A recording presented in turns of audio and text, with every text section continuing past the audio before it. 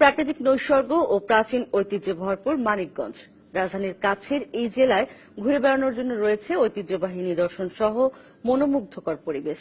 বিখ্যাত হাজারী গুড়, নিজামের মিষ্টি সহ উল্লেখযোগ্য খাবারও রয়েছে এখানে।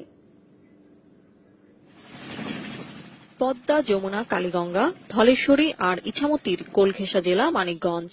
রাজধানী থেকে খুব কাছেই ঐতিহ্যবাহী এ জেলার সাটুরিয়ায় রয়েছে ২০০ বছরের পুরনো বালিয়াটি জমিদার বাড়ি, যার স্থাপত্য শিল্প মুগ্ধ করবে যে কাউকে। আর শিবালয় উপজেলায় রয়েছে বিদ্রোহী কবি কাজী নজরুল ইসলাম ও তার সহধর্মিণী প্রমীলা দেবীর স্মৃতিবিজড়িত তেওতা জমিদার বাড়ি। এ বাড়িতেই অসংখ্যবার পদধূলি দিয়েছেন কাজী নজরুল।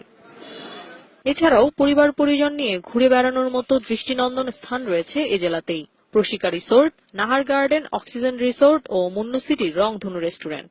ইংল্যান্ডের রানীকে উপহার পাঠানো খেজুর রসের বিখ্যাত হাজারী গুড়, নিজামের মিষ্টি, পলাশের পান্তোয়া ও পাগলার চমচম যে কারো মন কেড়ে নেবে। নদী তীরবর্তী গ্রামগুলো আছে, এগুলো প্রাকৃতিক সৌন্দর্য এত বিমোহিত করবে যে কোনো মানুষকেই ধরে রাখবার মতো, আনন্দ দেওয়ার মতো পরিবেশ সেখানে আছে। পিকনিক স্পটই বলেন, অথবা সেমিনার সিম্পোজিয়াম বলেন, অথবা পার্টিগুলোর কনফারেন্স বলেন, ইভেন বিদেশি ডেলিগেটরাও যদি আসে, সেই দিক থেকে মানিকগঞ্জের আবাসনের জায়গাগুলো খারাপ না।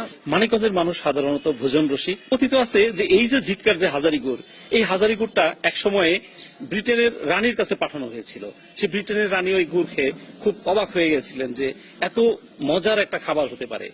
ঢাকার পার্শ্ববর্তী জেলা হওয়ার পরও মানিকগঞ্জে তেমন ভাবে পর্যটন কেন্দ্র গড়ে ওঠেনি, যদিও রয়েছে ব্যাপক সম্ভাবনা।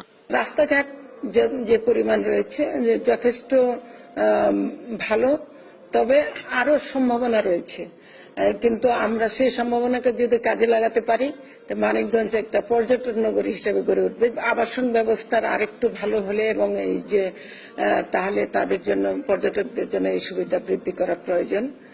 মানিকগঞ্জের ঐতিহ্যবাহী নিদর্শন, খাবার ও প্রাকৃতিক সৌন্দর্য অনায়াসেই মন কাড়বে যে কোনো মানুষের। DBC news desk.